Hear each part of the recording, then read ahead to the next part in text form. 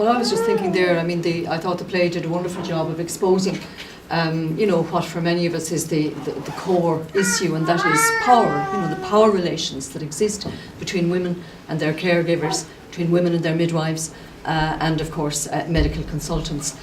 And I think that, it's I've just finished a chapter in a book which is being brought out by the Countess Markievicz Society, which really takes the lid off how survivors of symphysiotomy have been treated by the state, because consent, of course, was really a core issue there.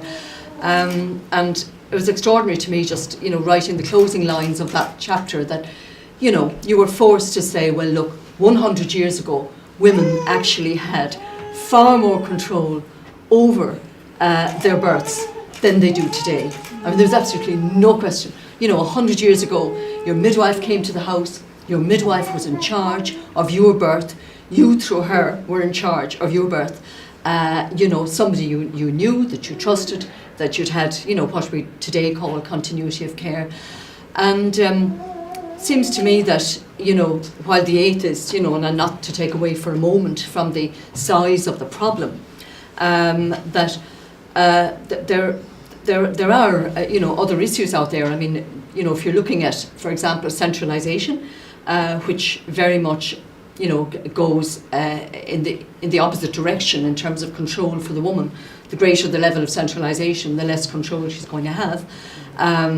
We're looking at sort of developments, on the macro level in healthcare. We're looking at the privatisation of all of our public hospitals. We're looking at greater centralisation. I think there's a huge risk there that some of those smaller maternity units will be closed down, and that what happened in Portlaoise will be used, in fact, to drive the closure of smaller units. Because, I mean, as somebody, who's looked at the health services for years, I work as a health commentator as well. I mean, you've seen this intensification, if you like, the fact that centralisation is being intensified all the time, and that what's actually in store. We've got these like hospital groups, and what's going to happen ultimately when they're all cast adrift from the state. They're actually no longer public, they're actually private in a certain essential sense. And then, are we going to see like cannibalisation, where the big hospitals simply swallow up the smaller units and say, guys, well, we can't have a midwives, we can't actually afford to have a midwives unit here. And in fact, the boys have said, well, there won't actually be any standalone units. So if the boys aren't actually working in the hospitals, then actually those units won't exist.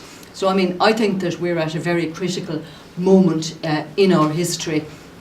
I think that active management has contributed hugely to making life much more difficult for midwives, making it incredibly challenging for them to begin to practice to the full, spectrum of their clinical practice.